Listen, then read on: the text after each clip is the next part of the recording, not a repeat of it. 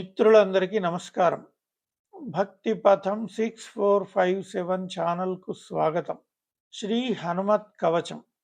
అస్య శ్రీ హనుమత్ కవచ స్తోత్ర మహామంత్రస్య వసిష్ఠ ఋషిః అనుష్టుప్ ఛందః శ్రీ హనుమాన్ దేవతా మారుతాత్మజ ఇతి బీజం అంజనాసుగుణురితి శక్తిః వాయుపుత్ర ఇతి కీలకం హనుమత్ప్రసాద సిద్ధ్యర్థే జపే వినియోగః. ఉల్లంఘ్య సింధోః సలిలం సలీలం యశోకవహ్నిం జనకాత్మజాయాః ఆదాయ తేనైవ దదాహ లంకాం నమామి తం ప్రాంజలిరాంజనేయం. మనోజవం మారుతతుల్యవేగం జితేంద్రియం బుద్ధిమతాం వరిష్టం వాతాత్మజం వానరయూథముఖ్యం శ్రీరామదూతం శిరసా నమామి. ఉజ్జదాదిత్యసంకాశం ఉదారభుజ విక్రమం కందర్పకోటిలావణ్యం సర్వవిద్యావిశారదం శ్రీరామహృదయానందం భక్తకల్పమహీరుహం అభయం వరదం దోర్భ్యాం కలయే మారుతాత్మజం. శ్రీరామ రామ రామేతి రమే రామే మనోరమే సహస్రనామ తత్తుల్యం రామనామవరాననే.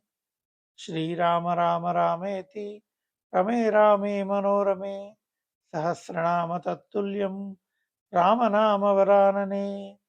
పాదౌ వాయుసుతః పాతు రామదూతస్తదంగుళీః కుల్ఫౌ హరీశ్వరః పాతు జంఘే చార్ణవలంఘనః.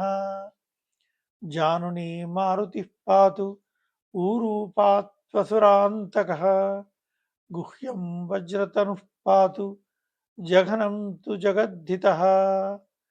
ఆంజనేయః కటిం పాతు నాభిం సౌమిత్రిజీవనః ఉదరం పాతు హృద్గేహి హృదయం చ మహాబలః.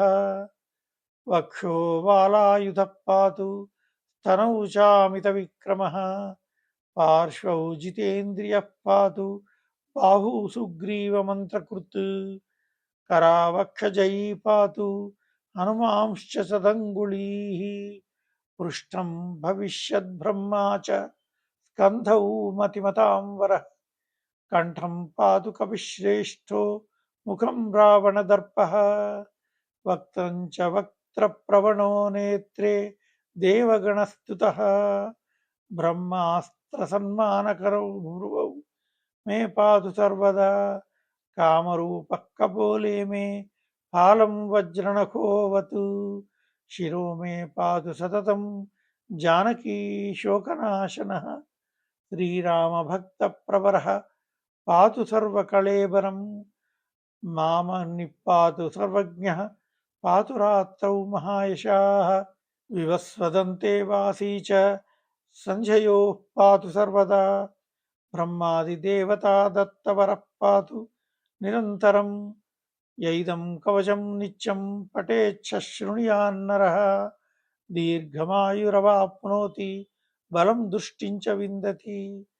पादाक्रान्ता भविष्यन्ति पठतस्तस्य शत्रवः स्थिरां सुकीर्तिमारोग्यं लभते शाश्वतं सुखम्.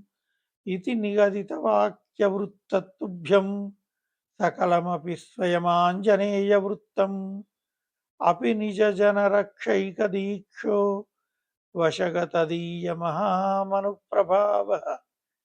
इति श्रीमद्हनुमत्कवचम्. ॐ तत्सत्. सर्वे जनाः सुखिनो भवन्तु.